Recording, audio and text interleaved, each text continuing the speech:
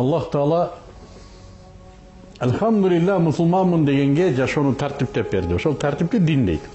Жана ал динди пайгамбарыбыз саллаллаху алейхи көзүнүн тирүүсүндө калыптап кетти. Калыптаганда да башка эч бир дүйнө таанымга, эч бир динге муктаж болбогондой кылып калыптап кетти. Мусулмандын жашоосу башка дүйнө таанымга муктаж эмес. Бардык өзүнүн дининде бар. Кантип кийинүү керек, кантип тамактануу керек, кантип үйлөнүү керек, кантип ажырашуу керек, кантип мамлекет башкаруу керек, кантип космоско чыкканда намаз окуу керек. Бардыгы дининде камтылган. Башкага муктаж эмес. Ушул динде күнөө деген түшүнүк бар. Эгерде бир нерсени ушул динге карама каршы келе турган, жаратуучунун наразылыгына алып келе турган аракетти күнөө дейт. Түздөн түз мааниси кылмыш. Кылмыш эмне? Мыйзамды тоготпой, жаны бузуу. Мыйзамды бузуу десек туура эмес болот. Сөз төркүнүндө мыйзамдан аттоо.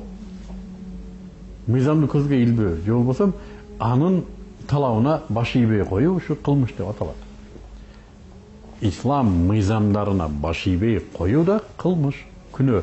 Ошондуктан негизги булактарда күнөөкөрлөрдү өзүнө өзү жабыр кылгандар деп которулат. Зулумдар, өзүнө өзү жамандык кылгандар. Бул жамандык ушундай экен, бул күнөө ушундай жиркеничтүү болот экен. Муногу жашоонун өзүн билиндирет экен. Адамдын жүрөгүн, мусулмандын ыйманын кармап турган жүрөгүн талкалайт экен. Акылын, зээнин кейитет экен. Жана акыретин уратат экен. Күнөө ушундай. Elhamdülillah musulmanмын деген адам күнөөдөн жийиркениши керек.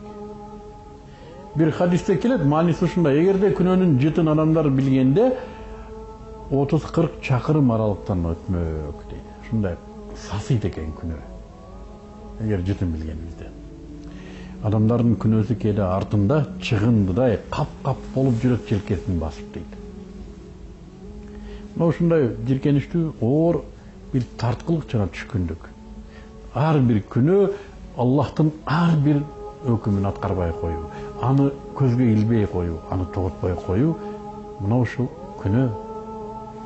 Сиз күнөөдөн жиркенесизби?